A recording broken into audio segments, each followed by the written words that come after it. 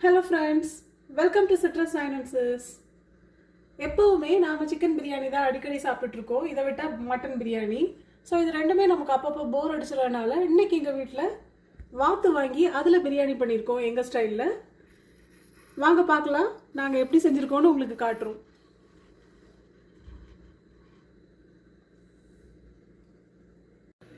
ஒரு குக்கரில் 3 tablespoon oil, 3 tablespoon ghee சேர்த்துடலாம்.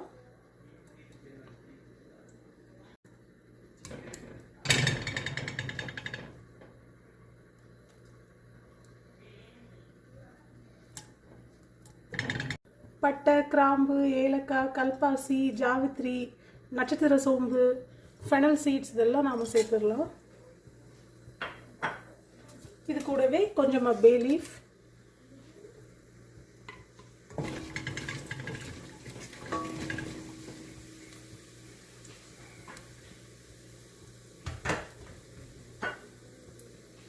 ஒரு பெரிய வெங்காயம், 10 பச்சை மிளகாய் இதெல்லாம் சேர்த்துடலாம்.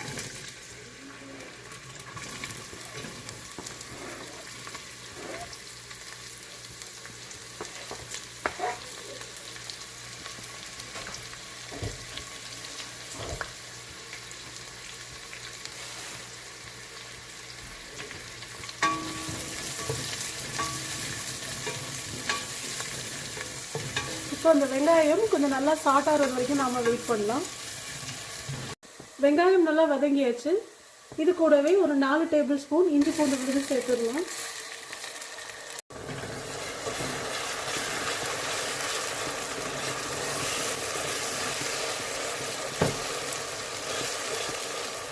ஒரு 3 சின்ன தக்காளி எடுத்துருக்கு, இதையும் சேர்த்துடலாம்.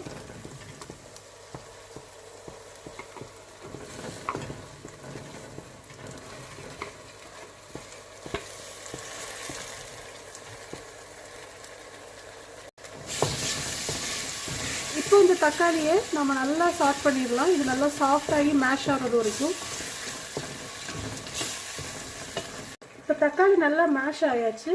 இப்போ நாம் மசாலாஸ் எல்லாம் சேர்த்துடலாம். 1 டீஸ்பூன் மஞ்சள் தூள், 2 டேபிள் ஸ்பூன் மிளகாய் தூள், 2 டேபிள் ஸ்பூன் மல்லித்தூள், 1 teaspoon garam masala, 1 teaspoon pepper powder, நம்ம பிரியாணிக்கு தேவையான உப்பு. இப்போ இந்த மசாலாஸோட ரா ஸ்மெல் போகிறது வரைக்கும் நாம் இதை நல்லா சாட் பண்ணிடலாம்.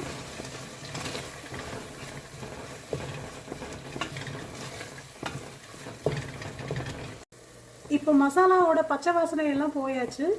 இப்போ நான் 1/2 கிலோ டக் கறி எடுத்திருக்கேன், வாத்து மீட். இதை வந்து நல்லா மஞ்சத்தூள் போட்டு நல்லா வாஷ் பண்ணி வச்சுருக்கேன். ஸோ தட் அதோட டக்கோட ஸ்மெல் எல்லாம் நமக்கு போயிடும். இப்போ இதை நாம் சேர்த்துடலாம்.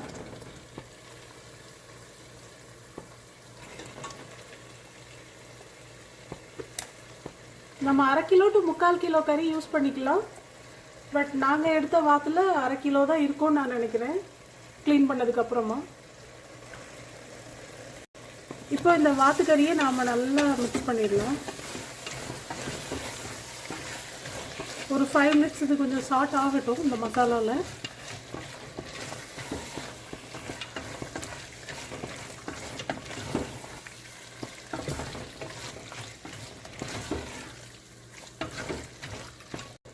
இப்போ நம்ம வாத்துக்கறி நல்லா ரோஸ்ட் ஆயாச்சு.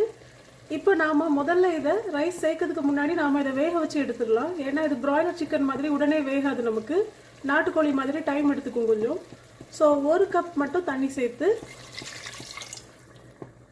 இதை நாம் 5 மினிட்ஸ்க்கு மட்டும் வேக வச்சு எடுத்துடலாம். ஏன்னா நாம் திருப்பி இனி ரைஸ்லாம் சேர்த்து திருப்பியும் ப்ரெஷர் குக் தான் பண்ணுவோம். ஸோ இப்போ நாம் 5 மினிட்ஸ் இதை வேக வச்சா போதும். குக்கரை மூடி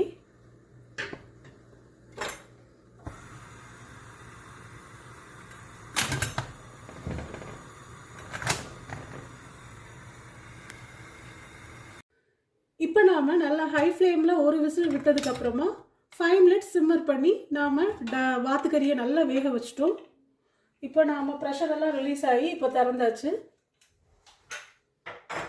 இப்போ நம்ம டக்குமே நல்லாவே வேக வச்சாச்சு. இப்போ நாம் ரைஸை சேர்த்துடலாம். இப்போ நான் 2.5 கப் பாஸ்மதி ரைஸை ½ அன் ஹவர் சோக் பண்ணிவிட்டு இப்போ ஆட் பண்ணுறேன்.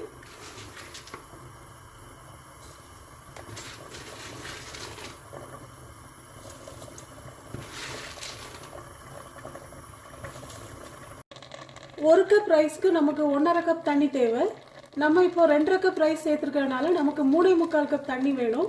3.25 கப்பில் நம்ம ஆல்ரெடி 1 கப் தண்ணி வாத்தை நம்ம வேக வைக்கும் போதே ஆட் பண்ணியாச்சு. மிச்சம் 2.25 கப் தண்ணியை நாம் இப்போ தேங்காய் பாலாக நான் எடுத்துட்டேன்.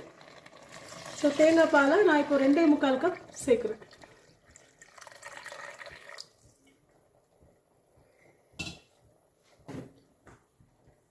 ஏற்கனவே நாம் உப்பு சேர்த்துட்டோம். இப்போ நாம் இன்னும் கொஞ்சம் உப்பு சேர்க்க வேண்டியது இருக்கும்.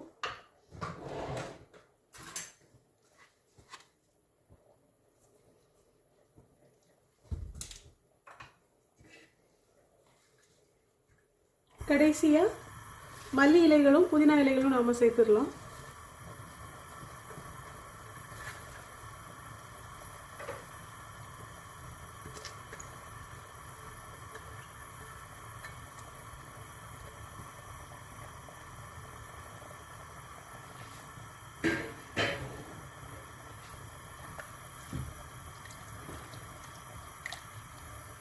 இப்போ நாம் இனி நல்லா குக்கரை மூடி நல்லா ஹை ஃப்ளேமில் ஒரு விசில் விட்டு அப்படியே ஆஃப் பண்ணி போட்டுடலாம். ப்ரெஷர் ரிலீஸ் ஆனதுக்கப்புறமா நாம் திறந்தா போதும்.